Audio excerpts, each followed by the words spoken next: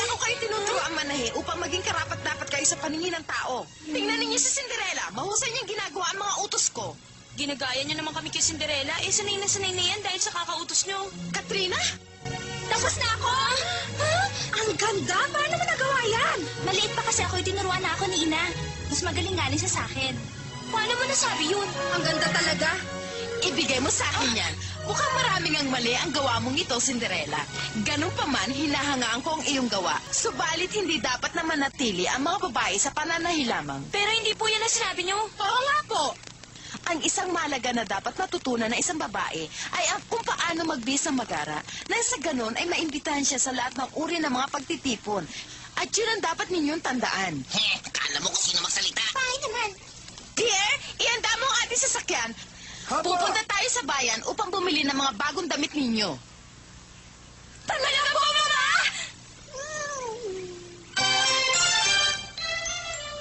Ang mapagkunwaring prinsipe.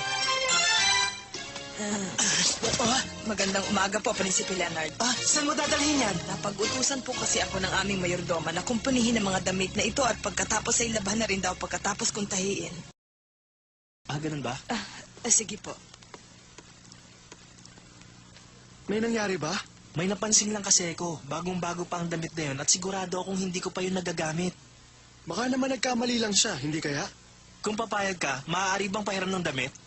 Kung may papangako mong babalik ka bago maggabi.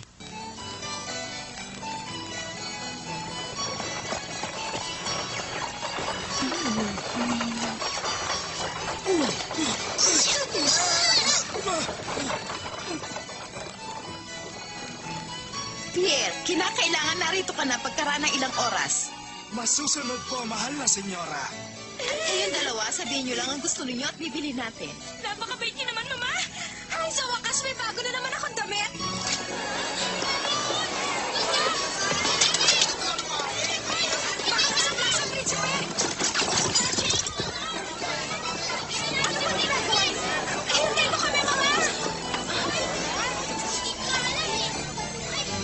Anong nangyayari dito? Naku, narinig ko kanina darating daw dito si Prince Leonard. Naran siya siguro sa karwahe. Siya kaya ay nasa loob ng karwahe? Sana nga, Cinderella. Pero hindi ko man lang natatanaw kung anong suot niya. Baka nga nagkakamali tayo. Dahil kung totoong pupunta siya rito, dapat kasama ni Prinsipe Leonard ang kanyang mga alagad, hindi ba? Total, nakita natin siya doon sa palasyo. Kailan lang? Malalaman natin mamaya kung siya talaga yan. At hindi lang natin siya basta nakita, natitigan pa natin.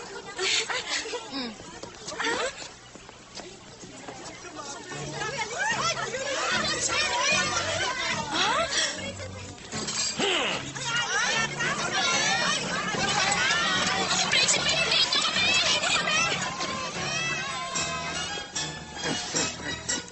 Paniwalang paniwala ang mga tao.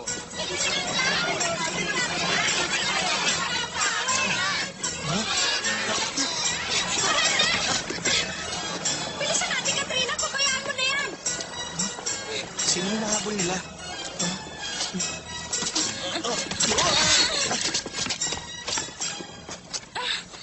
Ikaw pala, Leonard. Pasensya ka na, hindi kita napansin. Walang anuman. Pero maaari mo bang sabihin kung ano yun? Hindi mo ba napansin? Dumaan ang karwahe ng prinsipe.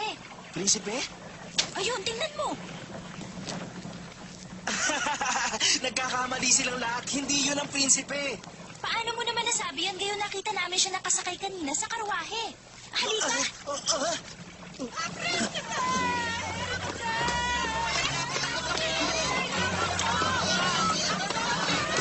Siguro naman naniniwala ka na ngayon. Prinsipe Leonard! Maniwala ka man o hindi, basta ako, naniniwala ako si Prinsipe Leonard at sakay ng karwahe.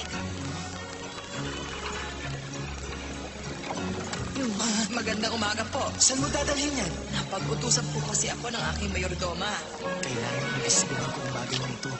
Siguradong matatagalan pa kami sa pamimili dahil hinahabol pa ninyo Jean at Katrina si Prinsipe Leonard. Huh? Stefan? Cinderella? Nakita mo bang dumaan si Prinsipe Leonard?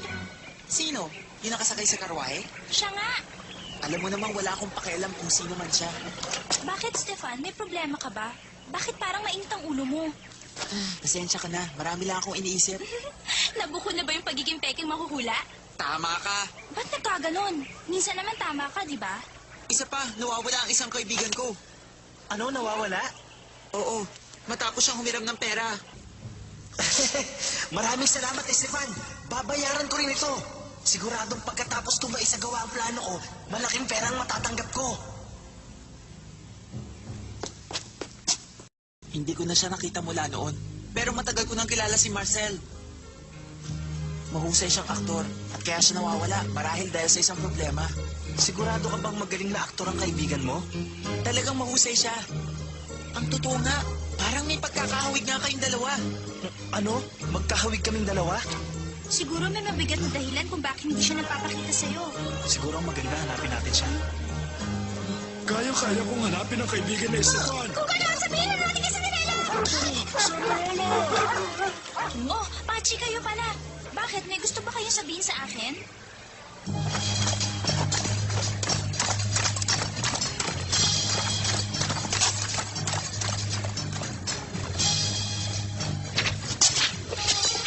Tagumpay ang lahat tulad ng binalak natin. Magaling! Mari na natin ipagpatuloy ang susunod na hakbang. Napaniwala namin ang mga tao sa bayan. Hindi lang namin alam kung maniniwala rin ang mga tao sa palasyo. Halos ang buong buhay ko ay iniukol ko lamang sa paglilingkod sa mahal na hari at reyna. Kaya kung may taong dapat na magturo sa kanya kung paano kumilos na prinsipe, yun ay ako lang. Magaling kung ganun, pero kaya ko namang gayahin kahit sino, kahit ikaw pa mismo.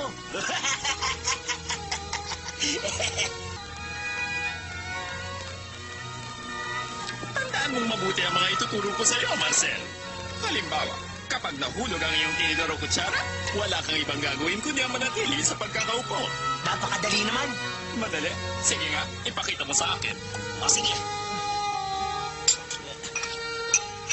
Ang tigas naman ng karning ito. Anong ginagawa mo? Napakatigas naman kasi ng karning yan. Hayaan mo, sa susunod, pagbubutihan ko na talaga.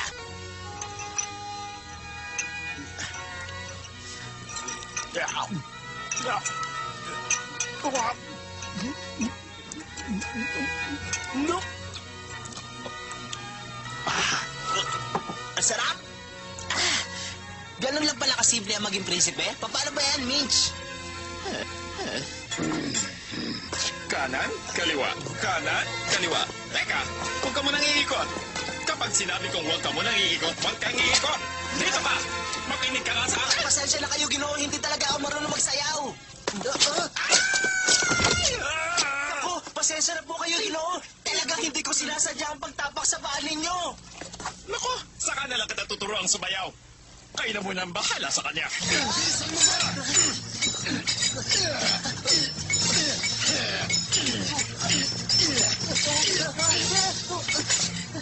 Sanggay mo ito!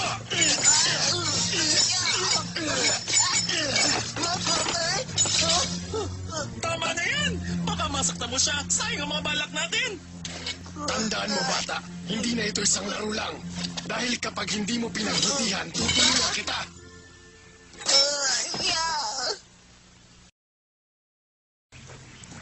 Ang ibig niyong sabihin, may kinalaman ng kaibigan ko doon sa dumaang karwahe kanina? Ba't niyo naman nasabi yon? Leonard, naguguluhan pa rin ako. Ipaliwanag mo pa. Pagbutihin mo ang pagamoy, Pachi.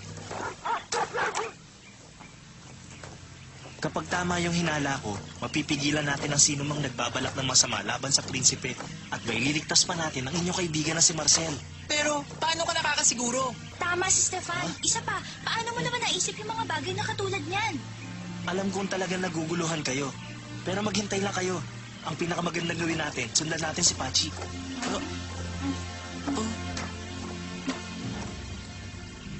Nakikita niyo yun? Hindi ba yan yung karwaheng nakita natin sa bayan kanina? Ibig sabihin, nasa bahay niyan si Prinsipe Leonard? Kung totoong nasa loob ng bahay na yan si Prinsipe Leonard, may hindi magandang nangyayari. Anong ibig niyo sabihin doon, Leonard?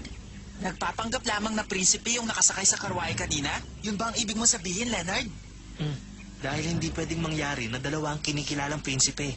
Dahil nag-iisang anak lamang ang prinsipe ng kaharian. May mga lumalabas sa bahay. Sino ang mga yan? Alam mo, parang namumukhaan ko yung matabang lalaking yun. Yeah! Saan naman kaya sila pupunta? Sa tingin ko'y alam ko na ang binabalak nila. Tayo na! Yeah. Siguro kailangan kong maiwan dito para magmanman. Teka! Mali na naman yung ginagawa mo! Ulo mo lamang ang iyuko at hindi kasama ang katawan! Ay, pasensya na ho. Siya ba? Kamukha niya, pero imposibleng magkaroon siya ng ganyang damit. Subukan mo uli. Iyuko lang ang ulo, hindi kasama ang katawan! Madali lang pala. Magandang araw po! Ha? Talaga bang mahina ang ulo mo?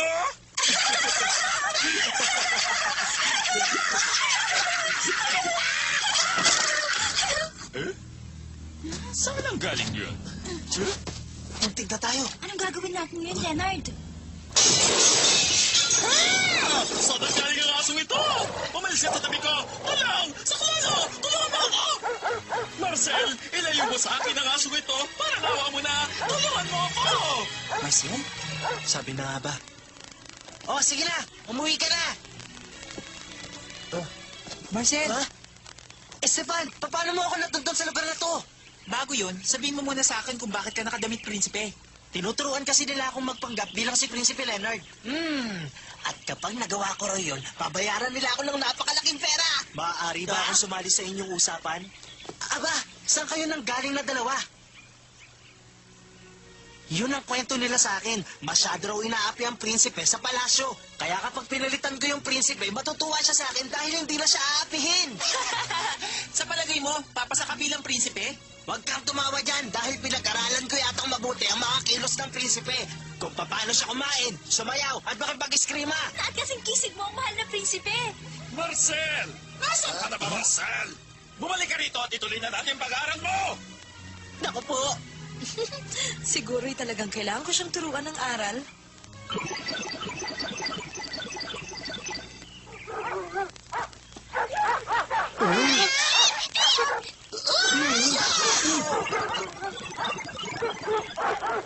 saan galing ang mga aso yan? Ano ito? Marcel! Marcel! Anong kailangan ninyo sa akin? Lubayan ninyo ako!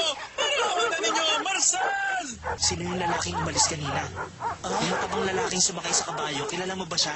Sa pagkakaalam ko, siya ay isa sa masugid na alagad ni Prinsipe Leonard. Yun ang malinaw na sinabi nila sa akin kanina. Alagad siya ni Prinsipe Leonard? Marcel, maaari mo bang ipahiram sa akin ang suot-suot mong damit? Ha? Ano bang binabalak mong gawin? Siguro gusto mong mapasaya ang saraping ibabayad sa akin, ano? Hindi maaari! Sandali! Marcel, kapag hindi mo nakumbinsi ang mga tao na ikaw si Prinsipe Leonard, may gagawin sila sa'yo. At anong gagawin nila sa akin? Bawang masasamang tao ang mga yun, Marcel. Saklolo! Marcel! Ano ba itong nangyayari sa akin? Kanina mga aso, ngayon naman mga pato at mga bugwit. Saan ka ba nang galing? Teka nga, alam mo bang kanina pa kita tinatawag? Bakit ngayon ka lang nagpakita, ha? Alam mo bang napakaraming asong nagkalat dito kanina? Nakatingala sila sa akin ng ganito. Para bang ang tingin nila sa akin ay isang malaking buto. Nakikinig ka ba? Oo?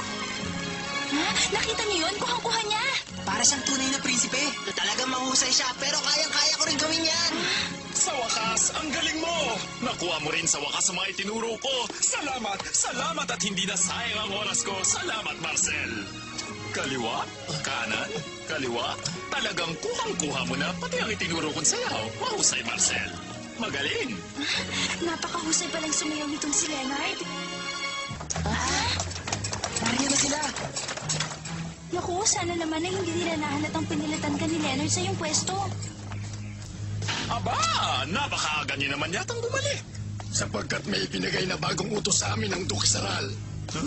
Gusto niyang matapos lahat ngayon ang pinagagawa niya at ibig niyang dalhin ang isang yan sa palasyo. Ngunit kung hindi pa pwede ay humanap ka ng iba. Sinasabi ko na habang may kinalaman si Saral dito.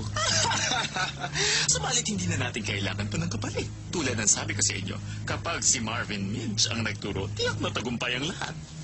Halika, Marcel. Ipakita mo sa lalaking to ang iyong husay. Kung gano'n uumpisan ko sa pagbati sa mga bagong dating nating mga kapanalig. Kumusta? Anong ginagawa mo, Marcel? Kanina lamang ay matingo mong ginagawa yan. Ngayon, ipakita mo sa kanya kung paano ka sumayaw. Hagis dito! Hagis down! Ihagis-hagis ang iyong kasayaw! Tumigil na kayong dalawa para sa kayong walang silbi! Humanda ka ngayon!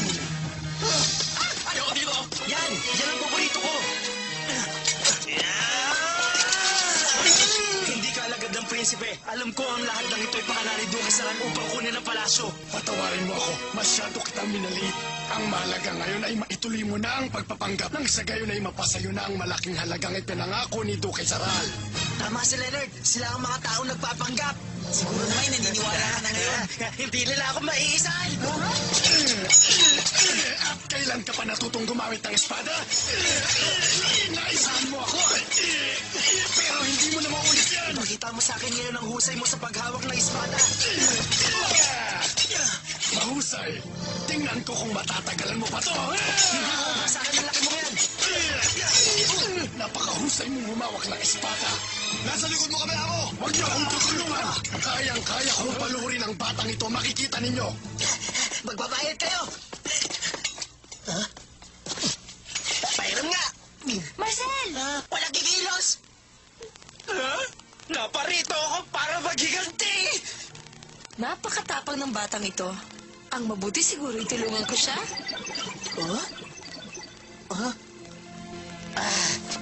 Lapit! Matapang ang isang ito. Ako ang totoo, ang kaisa-isa at natatanging prinsipe ng kahariang Esmeralda at nalalaman ko na maitim ang balak mo laban sa aking kaharian. Anong pinagsasasabi mo? Siya? Ang totoong prinsipe? Wala ka! Ano ba ito? Nalilito na ako sa mga nangyayari. Hindi ko na alam sino ba talaga sa kanilang dalawang totoong prinsipe at sino si Marcel. Sa pangalan niya mo. Ano bang hinihintay natin? Eto naman na sa'yo! Parang niyo nalawa! Tulungan ninyo ako! Alisin niyo sa akin yung mga hayop na ito!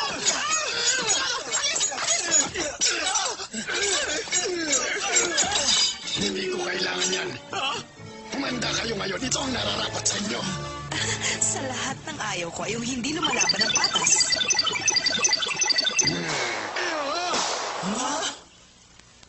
Paano nangyari yun? Walang silbi! Tayo na!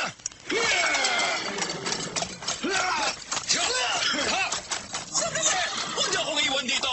Meron tayong kasunduan! Marami tayong makukuha ang pera kapag ginawa natin ito! Bumalik kayo rito! Sige na, parang awa na ninyo! Bumalik kayo! Mag-usap tayo! Mag-usap tayo! Mabuti na lang at walang nasaktan sa atin. Oo nga, Cinderella, mabuti lang. Lamang, meron sana akong nais tanong sa'yo. Paano mo natuturing si Pe? Wala lang. Bakit hindi mo subukan maging aktor sa entablado? Kaya-kaya mong gumanap sa isang prinsipe. Gusto mong malaman ang kasagutan? Kung paano ko natutunan yun? Pagkat tayong lahat ay prinsipe. Sa puso, sa isip, at sa ating panaginip. Pero nakakatuwa, pareho niyo kamukha ang prinsipe. Kung alam mo lang, Cinderella, nasa harap mo na ang tunay na prinsipe. Hindi lang siya nagpapakilala sa'yo.